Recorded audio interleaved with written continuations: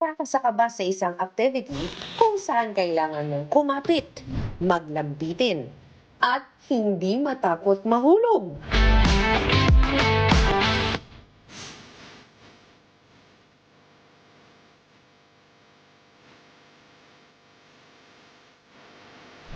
Oh, scary.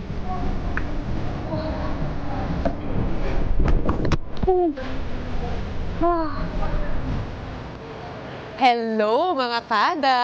Good morning! Nandito tayo ngayon sa Good Climbs. Kayo ba naka-encounter na ng ganitong klaseng gym? Na-curious din ba kayo? Gusto nyo bang subukan? Ako rin! Pero ngayon, aalamin natin kung ano nga bang level of strength ang kailangan natin para magawa natin ito. Or baka naman hindi naman required. Baka naman kahit na wala kang background sa pagiging climber or mountaineering, I think pwede. Alamin natin yan, ha? Samahan niyo ako. So guys, kumpara po sa ibang klaseng sports na ang daming required na gears, ang daming kailangang intindihin, dalhin, bilhin, equipment, whatsoever. Dito po sa bouldering, ito lang ang requirement. Kahit anong active wear pwede mong suotin at saka rental climbing shoes. So, mag-rent ka lang ng dapat sakto daw ang fit nito. Kailangan snug. Hindi kasha. Aray ko. Hindi kasha sa akin. Kailangan ko size up. Aray ko. Dapat sakto lang ang fit ng sapatos mo. Yon. Ayun, sakto lang, tumatama lang doon. Grabe. Panglalaki pala yung size ko. Bago simulan ng climbing, kinailangan ko munang sumailalim sa safety briefing.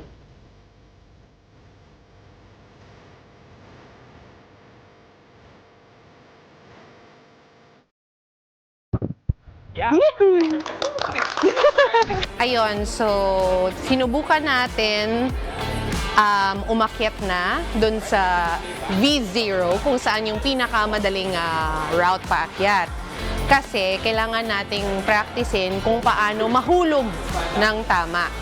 Kasi isa daw to sa mga pinaka-importanteng parte ng bouldering.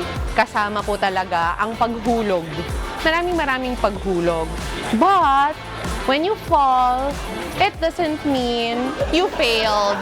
Okay? Normal lang yon. Maraming hulog. Kailangan lang natin malaman natin talaga kung paano mahulog ng tama. Matapos ang safety briefing, sinimulan na ang pag-akyat.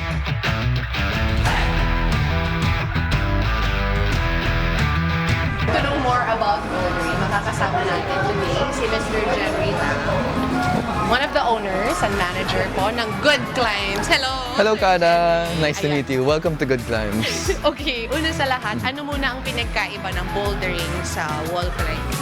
Okay, so bouldering is also a part of wall climbing, but bouldering kasi is low height lang siya. So up to mga 4 to 5 meters lang maximum.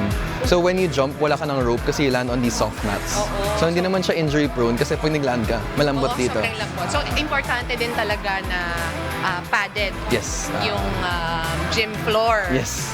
Kasi para medyo safe tayo mahulog at saka ang tamang paghulog na itinuro namin. Yes. Itinuro na sa amin Yes. kanina. Safety is very important for us. So, eto, ang daming colors, iba-ibang kulay ng holds. Mhm. So, ibig sabihin nun, kapag ka yellow, yun lang Yellow yung lang ruta pwede na mong iti-take i-climb. mo. Yes. Okay. So pag nagpili ka na ng color, yun na yun. Tapos, iba-ibang levels. Yes. So may grades kami tinatawag dito from V0 to V8+. So V0 would be the easiest. So we would recommend this to beginners, ganun, V0, V1. And then pahirap na ng pahirap, V2 onwards, mas mahirap na. So mga intermediate level na yung mga V3, V4, medyo mas mahirap. Either mas pangat na yung holds or may talon-talon or mas nakatakot, ganun, kaya makes it harder. Ngayong araw, iti-challenge ko ang aking sarili na maakyat ang ilang mahihirap na level. Magawa ko kaya? Let's get together. Sunday 25. Sunday 25.